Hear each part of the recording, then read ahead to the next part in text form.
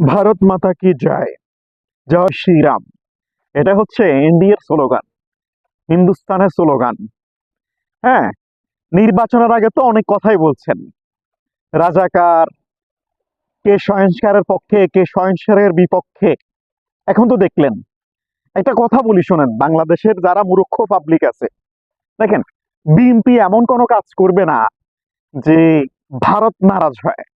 BNP এমন কোনো কাজ করবে না যে হাসিনা নারাজ হয়।